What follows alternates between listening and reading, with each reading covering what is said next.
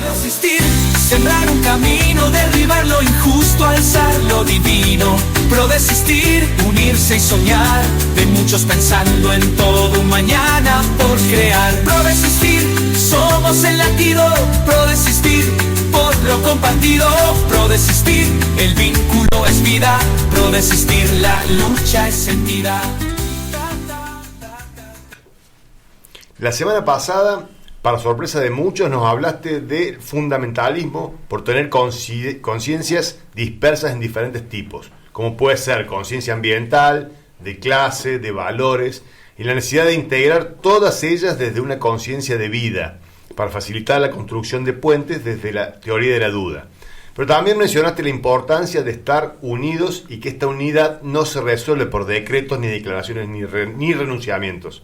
Ellas son maquillaje y solo duran para un solo acontecimiento. ¿Nos podés profundizar este concepto? Sí, yo también recuerdo que te habías enganchado con este tema porque cuando se vive tiempos políticos con procesos electorales, el tema de la unidad se convierte en la agenda de casi todos los partidos políticos. Y esto no solo ocurre en Argentina, sino también en todo el mundo. Pero la búsqueda de la unidad que nace de las organizaciones políticas está muy lejos de interpretar la unidad que demanda la ciudadanía como conciencia colectiva de estar unidos.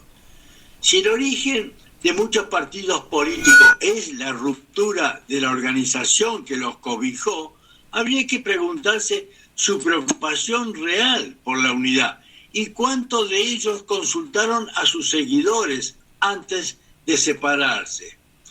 Pero esta responsabilidad de promover la fragmentación de origen para luego cambiar el discurso y hablar de la unidad como destino, solo se explica en las relaciones de dominación con que se construye el poder en la mayoría de las organizaciones. Esta realidad explica gran parte de la historia de la humanidad, desde las instituciones religiosas y desde el nacimiento de muchos países cuando trasciende el derecho de libertad.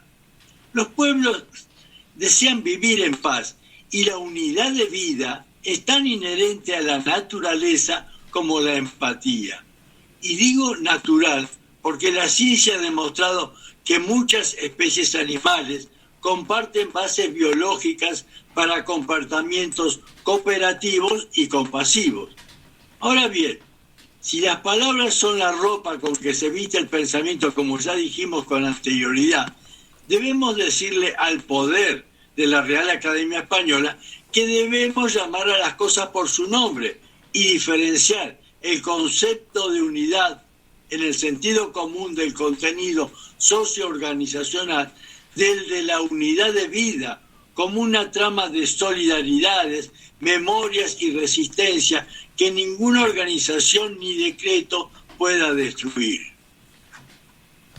La unidad de vida se transforma en un concepto radical del pensamiento, porque trasciende el concepto genérico de unidad que necesita el poder para gobernar o tener estrategias de acumulación de votos cuando le toque hacerlo. La unidad de vida se transforma de esta manera en el pilar del poder inverso, que es la articulación de sentires y haceres de muchos que piensan en todos y en todo. Así podríamos decir que donde hay unidad de vida, el poder inverso florece, porque son los muchos que aspiran a ser todos en un destino común de progreso junto a la naturaleza y el medio ambiente. La unidad de vida no se firma en papeles, ni en proclamas, ni discursos. Se escribe con los pasos del poder inverso. La abstención en las urnas en Argentina, al igual que en muchos países, no deja de crecer y contradictoriamente en todos los discursos se pregona la unidad. Así podemos observar que la palabra unidad se vacía de contenido y al estar asociado al poder termina prostituyéndose. Esta misma expresión la utiliza también Erich Fromm al mencionar lo que ocurrió con la palabra amor.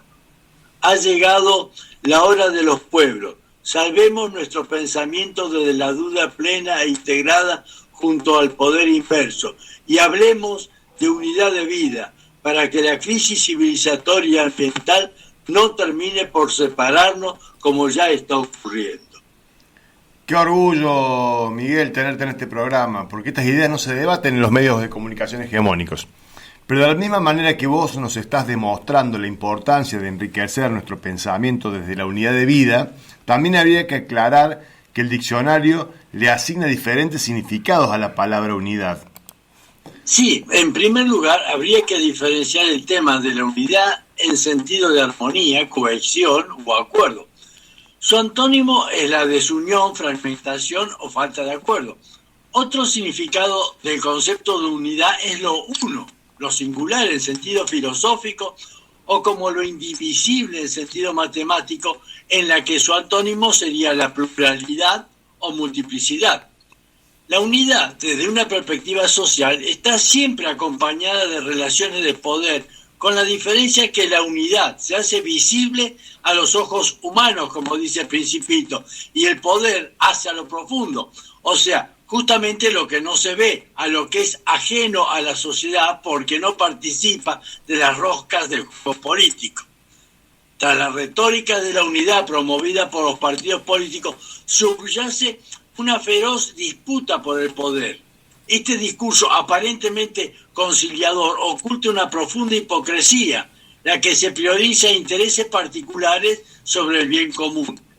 Lejos de ser un verdadero pacto social, la unidad que proclaman suele ser un teatro para legitimar agendas ocultas y mantener estructuras de dominación. Como dijimos antes, la unidad está asociada al poder de igual manera que la unidad de vida se articula con el poder inverso. Son dos conceptos de unidad diferentes. La primera es circunstancial, desaparece y aparece, mientras que la segunda es permanente. Cuando escucho los atributos que hacen a la unidad como cohesión y armonía, junto a su antónimo como división, falta de acuerdo, me pregunto y te pregunto, ¿cómo se explica el concepto de la diversidad o qué significa unidad en la acción o unidad en la diversidad? Dicho de otra manera, ¿en qué medida la unidad nos está induciendo a un criterio de uniformidad? Qué buena observación, porque el concepto de unidad también termina siendo utilizado para consolidar gobiernos totalitarios. El gobierno de Hitler planteaba la unidad nacional, Volksgemeinschaft, la unidad del pueblo, que buscaba eliminar las divisiones sociales, políticas y étnicas bajo un Estado totalitario basado en la raza aria y la lealtad al Führer. Pero bueno, creo que sobran motivos para oficializar la unidad de vida, porque es en la propia vida en la que existe la diversidad, y es justamente la propia diversidad la que enriquece la vida, por la que siempre mantiene su eterna juventud, digamos. La vida es bella, por más que unos pocos, a la indiferencia de muchos, estén permitiendo que se oscurezca.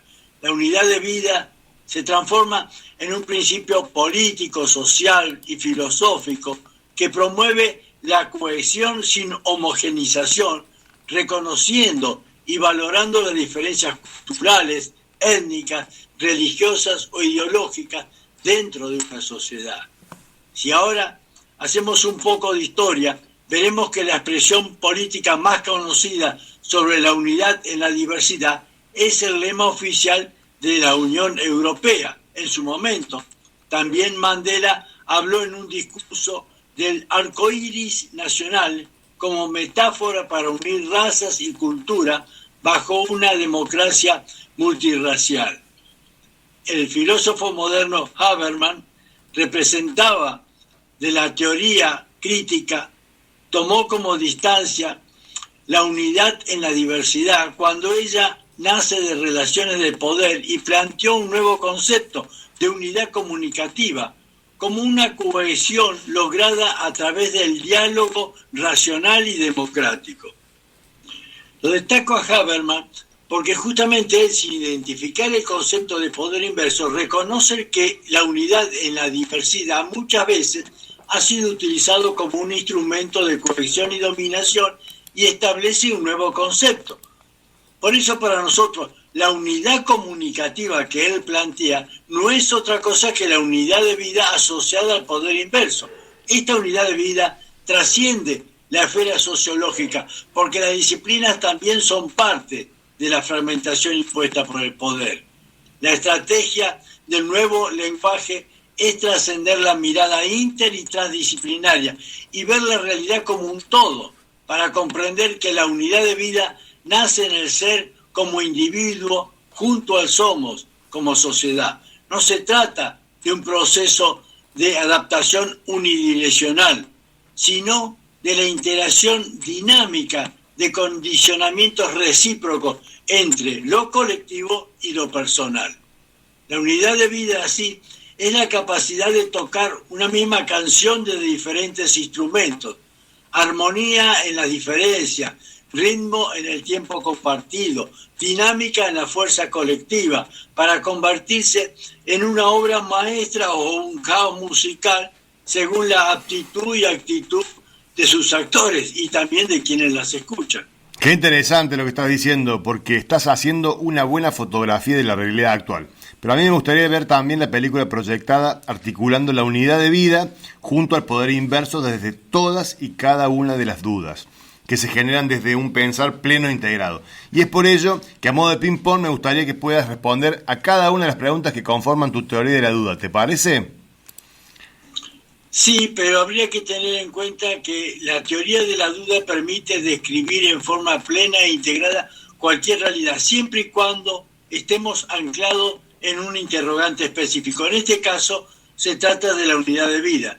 Por supuesto que las respuestas parten siempre del paradigma del poder inverso con el que también se explica esta unidad de vida. Bien, empecemos por la dimensión del sujeto, que hace al quién y quiénes. La unidad de vida, a diferencia de la unidad o de la unidad de la acción, atraviesa a todos los sujetos. Comienza en su propia identidad, sabiendo que el ser y somos son una relación inseparable que hacen al sentir, pensar, hacer y vincular.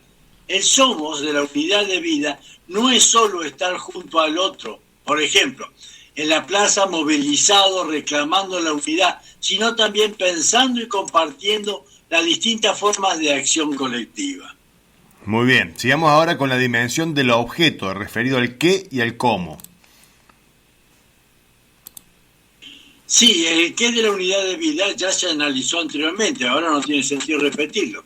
El cómo comienza en el ciclo de la vida, cuando dos seres se unen para generar nueva vida, y culmina con el nacimiento, momento en que el corte del cordón umbilical transforma la unidad de una madre embarazada en dos individuos autónomos. Así, la vida se manifiesta como un flujo único, como una salida de vida que al multiplicarse y renovarse perpetúa la humanidad.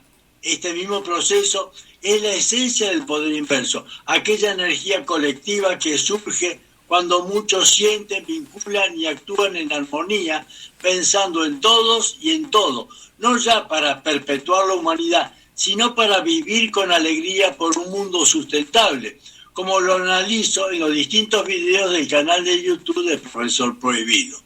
Deberíamos preguntarnos por qué perdemos la unidad de vida. En primer lugar, porque la RAE impidió pensarlo desde el mundo de las palabras, y luego porque la cultura del poder alejado de la unidad divide y desarticula el ser del somos. El ser cliente se termina consumiendo al somos ciudadano. Aristóteles decía que el hombre es un animal político por naturaleza, al tener que vivir en sociedad. ¡Qué respuesta! Bueno, dice, qué importante que aplicar la teoría de la duda para tener la certeza de que nada queda sin indagar y encontrarnos de golpe con esta respuesta. Pero bueno, continuemos. Si ahora analizamos la dimensión de la circunstancia en el tiempo y el espacio, ¿cuál es la respuesta a la unidad de vida desde el dónde y el cuándo? La unidad de vida trasciende el tiempo y el espacio, porque la vida nos atraviesa a todos, aunque no todos supimos estar unidos a la vida. El poder nos formateó para alejarnos de ella y hacernos creer que la vida está asociada al mercado para consumir bienes y placeres, dividiendo, de acuerdo a una simetría creciente, a los pobres de los ricos. Como verá, el divide siempre está presente al servicio del poder, alejado cada vez más unidad de los pueblos. Si no existiera tantas divisiones, tampoco estaríamos hablando hoy del valor de la unidad. Para ir cerrando, el presente desde el sujeto, objeto y circunstancias, ahora estaríamos preguntando por los atributos, yo diría, de las fortalezas y debilidades, en términos de calidad y cantidad, que hacen a cada una de estas tres dimensiones. De ser así, ¿qué nos podría sintetizar? Qué bueno, Daniel, lo que estás diciendo. Se podría aclarar que las fortalezas y debilidades hacen tanto al sujeto como al objeto, y que las oportunidades y amenazas se relacionarían con las circunstancias. Desde tu interpretación de atributos y fortaleza, les estás dando letra para que los expertos en estrategia también empiecen a resignificarla desde la teoría de la duda. Para hacer una síntesis de atributos en cada una de estas tres dimensiones, se podría plantear que en términos del quién estamos en presencia de una idiotez generalizada por no tener unidad de vida, y desde los quiénes estamos en presencia de una hijaputez de la RAE por no llamar a las cosas por su nombre. Esta dimensión del sujeto también le dan atributo a los sujetos, y desde las circunstancias de tiempo y espacio se puede afirmar que se trata de un momento oportuno en el lugar adecuado, porque Argentina no es un país más en el concierto de las naciones, es un país con larga historia que mezcla coraje, tragedia y una capacidad asombrosa para renacer. Qué hermosa respuesta. Y bueno, por último llegamos a la descripción plena integrada del concepto de unidad de vida desde la trazabilidad, para indagar su origen y destino. Diríamos, confirmame si no me equivoco, que desde la teoría de la duda estarías dando respuesta a todas las miradas diferentes que se pueden realizar sobre cualquier objeto de estudio. Esta sería la diferencia entre conocer y comprender. De esta manera dejo atrás el conocimiento desarticulado e infinito que me obliga a decir que solo sé que no sé nada, por más de que me esfuerce en sumar conocimiento que viene creciendo en forma exponencial. Ya te iba a decir una estupidez y reconocerte que sos un buen discípulo. Qué difícil es no ser hijo de las circunstancias que impone el poder del lenguaje y su cultura. Yo digo que nadie se tiene que sentir discípulo de nadie, porque es una forma de rendirle culto y obsecuencia al conocimiento, provenga de donde provenga. Si yo hoy te digo algo y te viene bien lo que te dije, bueno, tómalo. Si mañana lo cambias, avísame para que yo pueda empezar a aprender de ti. ¿Y qué quiero decir con esto? Basta de gurúes, sabios y líderes, porque todos ellos pueden estar un poco menos deformados que el resto, como lo analizo en uno de mis videos.